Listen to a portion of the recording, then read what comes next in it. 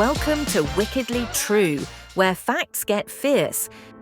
Every November, we gather around tables filled with food, sharing what we're thankful for.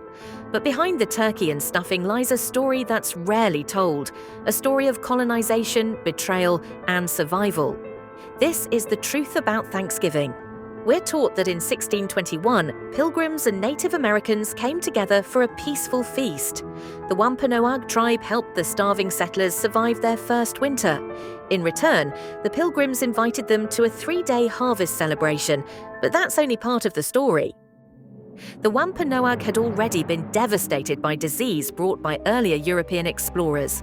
Entire villages were wiped out. Their leader, Massasoit, saw the pilgrims as potential allies, not friends, in a time of crisis. There was no turkey, no pie, and no lasting peace. Within decades, the alliance crumbled.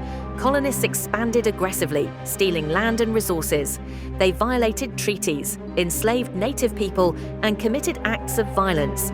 In 1637, after colonists massacred over 500 Pequot men, women, and children during a religious ceremony, the governor of Massachusetts declared a day of Thanksgiving to celebrate the slaughter. This wasn't about gratitude, it was about conquest. Then came King Philip's War in 1675. Metacom, also known as King Philip, was the son of Massasoit. He led a resistance against the colonists. The war was brutal.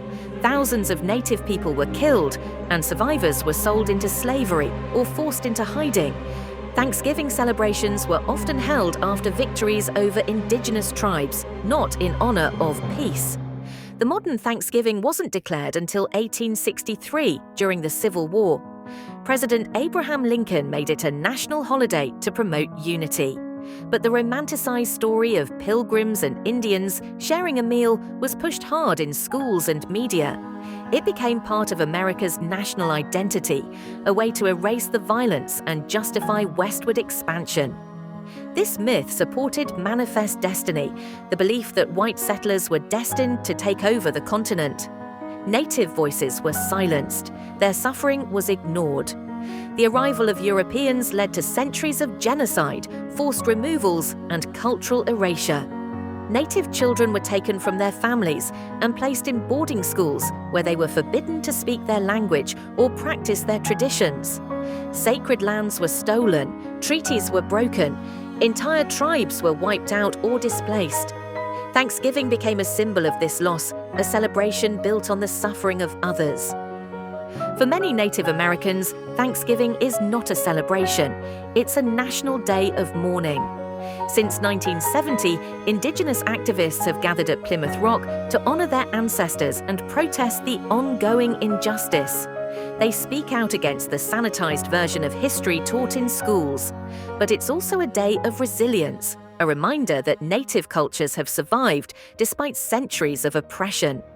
Today, Native communities continue to fight for land rights, language preservation, and recognition. They are artists, leaders, educators, and protectors of the earth. Thanksgiving can still be a time for gratitude, but it should also be a time for truth. Let's honor the real history. Let's listen to Indigenous voices. Let's teach our children the full story, not just the parts that make us feel comfortable. Because healing starts with honesty, and remembering is a form of respect. Stick around for more facts that sound fake but are 100% wickedly true. Don't forget to subscribe, because the truth is stranger than fiction.